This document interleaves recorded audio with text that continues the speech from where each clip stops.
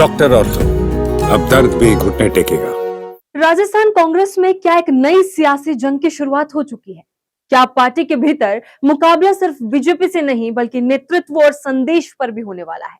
और क्या गोविंद सिंह डोटासरा ने अपने ताजा बयानों से यह संकेत दे दिया है कि कांग्रेस में अब एक नया शक्ति केंद्र उभर रहा है? इन सवालों ने राजस्थान की राजनीति में हलचल बढ़ा दी है। नमस्कार, मैं कीर्ति भारद्वाज, चैनल 4 न्यूज राजस्थान पर आप सभी का स्वागत है। अब तक जब भी राजस्थान कांग्रेस के अंदरूनी राजनीति की बात होती थी तो चर्चा अशोक गहलोत और सचिन पायलट के बीच खींचतान की होती थी, लेकिन अब तस्वीर बदलती हुई नजर आ रही है। इस बार चर्चा में है प्रदेश कांग्रेस अध्यक्ष गोविंद सिंह डोटासरा और पूर्व मुख्यमंत्री अशोक गहलोत।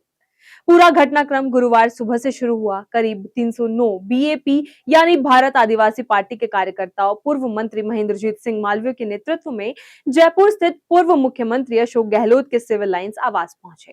आदिवासी संस्कृति की झलक, पारंपरिक वाद्य यंत्रों और स्वागत गीतों के बीच उन कार्यकर्ताओं ने कांग्रेस में शामिल होने का ऐलान किया। कार्यक्रम के दौरान जैसे ही अशोक गहलोत मंच पर पहुंचे, समर्थकों ने पूरे हॉल में नारे लगाने शुरू कर दिए। चौथी बार गहलोत सरकार और हमारा मुख्यमंत्री कैसा हो, अशोक गहलोत जैसा हो, जैसे नारे लगातार गूंजते रहे। हालांकि इस दौरान अशोक गहलोत समर्थकों को पार्टी आलाकमान के समर्थन में नारे लगाने का इशारा करते हुए भी दिखाई दिए, लेकिन मुख्यमंत्री के नाम वाले नारे पहले ही राजनीतिक संदेश दे चुके थे। यहीं से कहानी का दूसरा अध्याय शुरू होता है। गहलोत के आवास से निकलने के बाद यही कार्यकर्ता और महेंद्रजीत सिंह मालवीय प्रदेश कांग्रेस कार्यालय पहुंचे। यहां भी समर्थकों ने उसी तरह के नारे लगाने शुरू कर दिए, लेकिन इस बार मंच पर मौजूद थे प्रदेश कांग्रेस अध्यक्ष गोविंद सिंह डोटासरा। जैसे मुख्यमंत्री के नाम वाले नारे तेज हुए, डोटासरा ने बीच भाषण में महेंद्रजीत सिंह मालवीय के हाथ से माइक लिया और साफ शब्दों में कहा, मुख्यमंत्री वाला नारा कोई नहीं लगाएगा।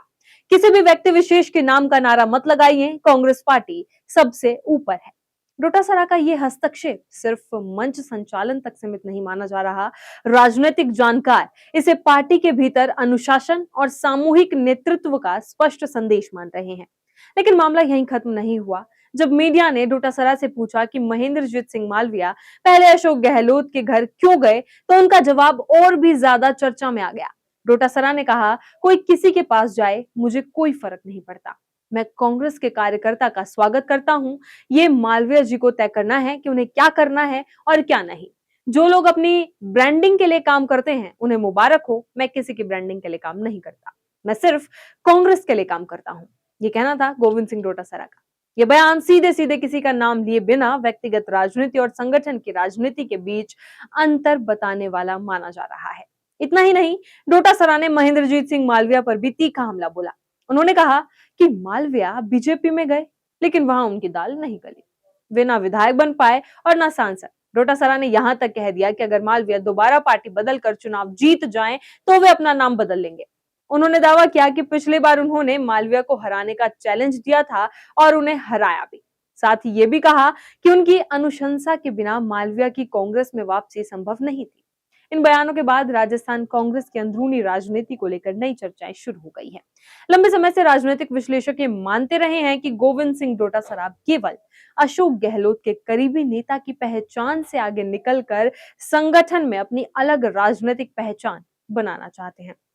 गुरुवार के घटनाक्रम ने इन अटकलों को और हवा दे दी है। हालांकि कांग्रेस की ओर से इसे सामान्य संगठनात्मक प्रक्रिया बताया जा सकता है, लेकिन राजनीतिक संदेश इससे कहीं बड़ा दिखाई देता है। एक और अशोक गहलोत के समर्थन में लगे मुख्यमंत्री वाले नारे, दूसरी ओर डोटासरा का उन्हें तुरंत रोकना और फिर व्यक्तिगत ब्रांडिंग पर टिप्पणी करना। ये घटनाएं सिर्फ संयोग हैं या आने वाले समय की नई सियासी पटकथा, इस पर सभी की नजरें टिक गई हैं। अब सबसे बड़ा सवाल यही है कि क्या राजस्थान कांग्रेस में नेतृत्व की नई लाइन खिंच रही है? इसी तरह खबरों के लिए बने रहे चैनल 4 न्यूज राजस्थान के साथ। डॉक्टर ऑर्थो, अब दर्द भी घुटने टेकेगा।